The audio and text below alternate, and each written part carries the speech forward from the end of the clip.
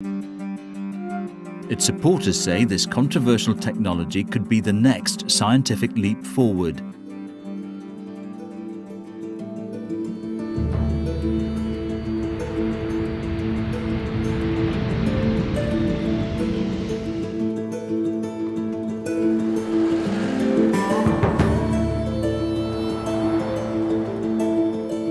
The United States has been growing and eating GM produce for almost 10 years, with apparently no ill effects. But there are some who believe the claims made for GM are exaggerated. My name's Corky Jones. I'm a farmer from Brownville, Nebraska, a little town in the southeast corner of the state. I've been a farmer all my life, actually 78 years, and proud of every one of them. 8 years ago, along with thousands of other US farmers, Corky started planting GM wheat and soya, or GMOs as they're called stateside. It was just another thing printed on the bag that said something, but it didn't mean anything to the farmers. And didn't even know they were GMOs when we planted them, and didn't even know what the GMO stood for. The companies selling GMOs to farmers promised higher crop yields and a reduced need for chemicals to treat those crops. Well, the first year we planted it, it was right. We sprayed one time, and it just so happened that it worked, and it worked well, that we held down the grass and weed population.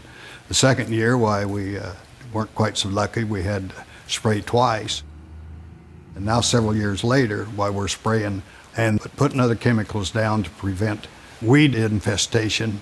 If I was able to turn the clock back and say, okay, no GMO and where we're at now, I would definitely turn the clock back, because the only people that really profiteered off of this is the companies that introduced the glyphosate and the GMO product itself.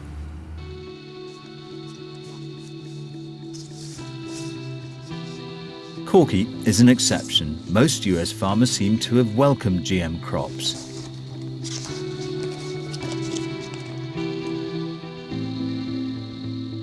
For the small but vocal group of farmers and environmental activists who oppose GM, both in America and in Britain, the involvement of big business seems to be as much of an issue as the science itself.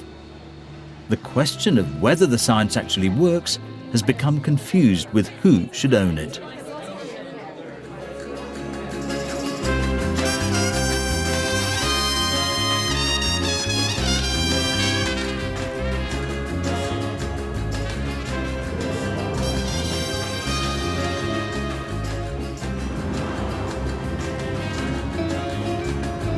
I've come to Mexico to look at one of the key scientific concerns about GM, the fear that once released, GM strains will spread uncontrollably.